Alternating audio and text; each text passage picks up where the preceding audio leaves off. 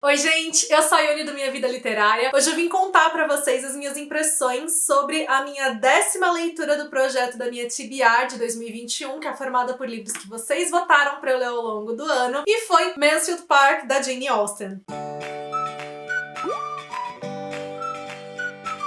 Mansfield Park é o terceiro romance publicado pela Jane Austen, foi o primeiro que ela publicou, tendo escrito já depois de já ter sido publicada. Razão e Sensibilidade, Orgulho e Preconceito, que são os dois primeiros romances dela, são livros que ela tinha escrito na década anterior e ela reformulou para publicar. Então esse daqui ela escreveu enquanto já havia sido publicada. Foi um processo de escrita que levou aproximadamente 2 anos e era o único dos romances dela que eu ainda não tinha lido. Eu não li também ainda o Lady Susan, só que o Lady Susan eu acho que é considerado mais uma novela, porque ele é um romance mais curto, é um romance epistolar. Então dos 6 romances maiores dela, só faltava eu ler esse daqui. Ele é um romance um tanto quanto controverso pra muita gente, principalmente por causa da protagonista, Fanny Price, que é vista por muitos como uma protagonista um tanto quanto insípida. Aquela protagonista assim, sem sal, sem ter exatamente, né, todas aquelas características que as demais heroínas dela têm. Não concordo muito, né, com essa leitura da Fanny, não foi assim que ela soou pra mim, mas Mansfield Park me pareceu um livro um tanto quanto destoante mesmo dos demais, especialmente por conta do final dele. Eu fiquei me questionando muito sobre o final desse livro e terminei com, assim, a impressão de que ele é o livro mais irônico da Jane Austen. Só que essa ironia, ela não é tão explícita assim, justamente porque o final ele pode ter diferentes interpretações. Pra falar um pouco mais disso, mais pra frente, eu vou acabar então dando alguns spoilers sobre o final do livro, mas eu aviso pra vocês quando isso for acontecer, pra que caso quem não queira saber, possa pular. Antes de entrar, né, na história em si, eu li o livro principalmente pela edição da LPM, que é essa edição que está disponível no Kindle Unlimited. Fiz a leitura principalmente por aqui porque eu leio com mais velocidade no Kindle, além de que eu posso colocar a Alexa pra ler pra mim. Então eu acabo tendo uma fluidez maior de leitura por aqui, mas eu fui em grande parte cotejando com aqui em algumas passagens que eu queria ver diferenças de tradução, e se eu sentir alguma dúvida, eu também recorria a uma edição que eu tenho aqui original, que é o livro em inglês mesmo, pra poder ver quais são, né, as expressões utilizadas pela Jane Austen em inglês e quais foram as escolhas dos tradutores em português. Falando rapidamente então dessas traduções, eu acredito que essa edição da LPM, ela seja uma tradução em que a escolha foi ficar mais próxima do estilo e das palavras utilizadas pela Jane Austen. Então, em termos de escrita, em termos de estrutura de sentenças, a gente tem principalmente orações que estão em ordem indireta, então a gente tem estruturas que são um pouco mais complexas e às vezes um pouco mais truncadas. Nessa edição da Nova Fronteira, a opção foi por manter a ordem direta das sentenças. Então eu acho que isso dá uma fluidez maior para a leitura, deixa a leitura mais fácil de ser feita mesmo. E em questão de palavras, essa aqui segue algumas das expressões que a Jane Austen utiliza e que são um tanto quanto problemáticas em dias atuais, porque são expressões racistas. Então a Jane Austen, ela utiliza algumas expressões associando a palavra black com um significado negativo. Então ela fala de black word,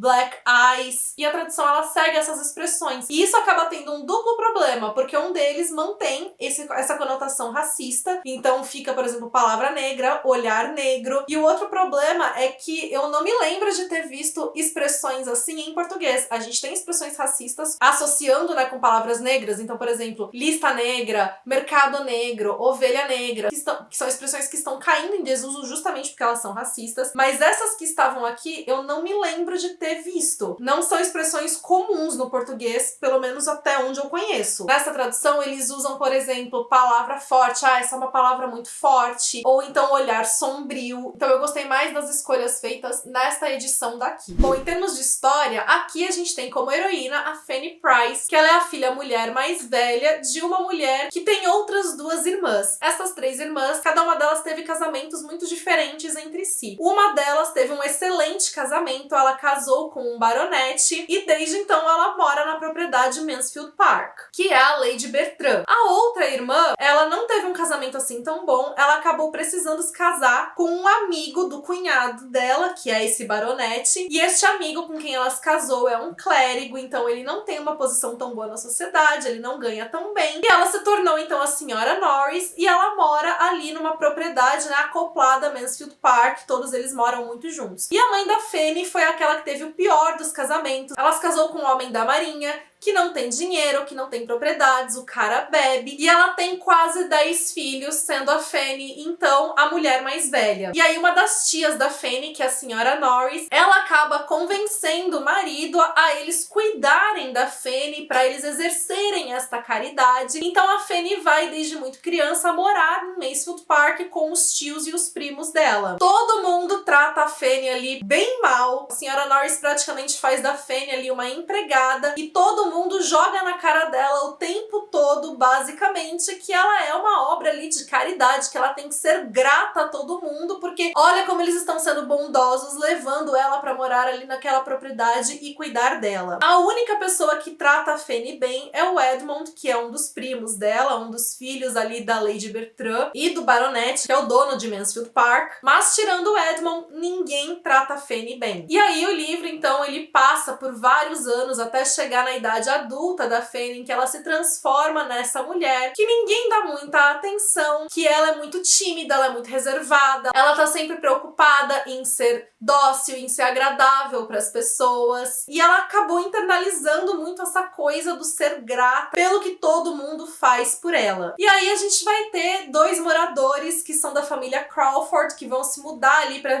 os arredores de Mansfield Park, que são a Mary e o Henry, e quando eles chegam, o Henry, ele tanto começa a dar em cima das duas primas da Fanny, que são a Julia e a Maria, quanto o Edmund também se apaixona pela Mary. Então a gente tem essas duas famílias que ficam ali entrelaçadas, essas relações que começam a se desenvolver. Esses irmãos da família Crawford, eles não são assim muito flor que se cheire, e a gente vê pouco a pouco como os conflitos que vão sendo gerados a partir daí, porque nisso a Fanny também já está ali perto dos seus 20 anos, ela está desenvolvendo uma paixão pelo primo dela, que é o Edmund, mas o Edmund trata a Fanny como se ela fosse praticamente uma irmã dele, e enfim, um dos grandes pontos desse livro, né, é tratar a questão do valor das pessoas, qual é o valor de cada um. Logo nas primeiras frases, né, quando a gente tem a apresentação primeiro das três irmãs, né, a mãe da Fanny e as duas tias, já se fala, né, no quanto a Lady Bertram fez um excelente casamento, porque ela não era uma mulher que tinha posses, e ainda assim ela casou muito bem, ela conseguiu casar com um baronete, e disse ali, né, que era esperado que as três pelo menos conseguissem algo de bom, porque as três eram muito bonitas. Então a gente já vê dois grandes valores dessa sociedade aí que estão atrelados à aparência física, a como as pessoas, né, são consideradas bonitas dentro dos padrões pré-estabelecidos, e a própria questão do dinheiro, né? O valor de cada pessoa está atrelado ao quanto cada uma delas tem, que é um valor muito do capitalismo que estava ali em fortalecimento, né, no século XIX. E tudo isso sendo apontado no livro não com a Jane Austen defendendo esses valores, mas ela sendo irônica, mostrando, né, como esses valores aparecem. Então a gente percebe esse toque de ironia na escrita dela, em como ela vai descrever os personagens, como ela coloca as qualidades de cada um. De certa forma, os personagens dela podem até ser um tanto quanto caricatos por suas características, porque eles têm esse toque da ironia dela. E em grande parte, né, a Fanny é rebaixada o tempo todo no livro, porque ela em grande parte não é considerada uma mulher bonita, ela é uma mulher que não chama a atenção até certa parte do livro, e ela não tem dinheiro nenhum, ela não tem posse nenhuma. Então dentro daquela sociedade, a Fanny é alguém que não tem valor e que ela depende muito dos outros. E por isso também ela tem essas características que ela tem, né? Porque ela depende muito dessas outras pessoas. Fazendo aí um paralelo com Machado de Assis, que tá numa outra sociedade, né? Tá no Brasil, não tá na Inglaterra, que também nasceu muitas décadas depois da Jane Austen. Mas a gente tem em Dom Casmurro, né, o personagem do José Dias, que é o agregado da família, que ele vive justamente justamente ali de favor também. Ele é o personagem que usa superlativos pra elogiar todo mundo, né? Então é belíssimo, é boníssimo, porque ele tem essa coisa do ter que agradar as pessoas, porque ele depende delas pra sobreviver. E eu pensei muito nele enquanto eu lia esse livro, porque a Fanny, ela tá, de certa forma, numa posição similar. E aí por isso também que tem muitos críticos que colocam, né, a Fanny como essa personagem meio sem graça, né? Porque ela tá nessa posição de dependência e de ter que agradar os outros. Mas, como eu falei, não foi exatamente a leitura que eu fiz dela, né? A gente tem momentos aqui em que é esperado que a Fanny tente agradar as pessoas, ou que talvez ela fosse ceder, né, a algumas pressões que são feitas. Existe uma peça que é encenada aqui, e era uma peça que era um tanto quanto escandalosa pra época, e a Fanny fica chocada com aquilo, e ela se recusa terminantemente a participar, a fazer parte daquilo, porque aquilo infringe a moral dela. Então, por mais que ela seja, né, essa pessoa que tenha uma moral muito forte, que ela seja certinha e tudo mais, ainda assim, né, ela bate o pé e ela é muito fiel àquilo que ela acredita, àquilo que ela deve ou não deve fazer. Então ela não necessariamente se deixa levar, né,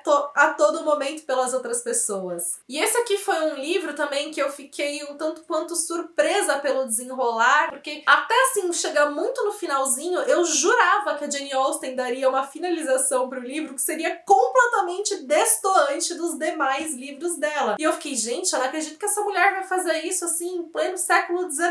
Era algo que seria completamente não esperado ali, né, considerando as demais obras dela. Mas assim, no final das contas não é isto que acontece. Ela acaba dando seu ar aí, de certa forma, de contos de fada pra história, que é uma das possibilidades de leitura que a gente tem aqui. Mas a outra possibilidade, e aqui eu começo, né, a dar spoilers, então pule essa parte se você não leu ou se você não quer saber, é que esse final, no fim das contas, é irônico. Então, né, a gente tem como no final a Fanny, enfim, ficando com o Edmund, né, que é o primo dela, e que eles acabam tendo um casamento feliz, como é típico dos finais da Jane Austen, em que os dois estão felizes, contentes e enfim. Por que eu acho que esse final foi irônico? Primeiro porque o Edmund só realmente se interessa pela Fanny ali nas duas últimas páginas do livro. É ali que a coisa se concretiza. Até então, até aquele ponto, ele continua apaixonado, interessado pela Mary e sofrendo, né, pelos desdobramentos que tem ali na história. Ele só vai realmente olhar pra Fanny depois que a possibilidade dele ficar com a Mary vai por água abaixo e ele sofre esse abalo romântico. Ou seja, a Fanny acaba meio que sendo a segunda opção. Ele só olha pra ela quando a grande paixão dele não dá certo. E aí, então, a gente teria essa ideia de que a Fanny, enfim, conseguiu o que ela queria, que talvez seria, né, ali a recompensa dela por ela ter se mantido fiel aos princípios dela. Ao longo de todo o livro, ela se manteve apaixonada pelo Edmund no livro inteiro, conseguiu o final feliz que ela queria, feliz contos de fada. Mas a gente também pode questionar, né, o quanto a Fanny também não foi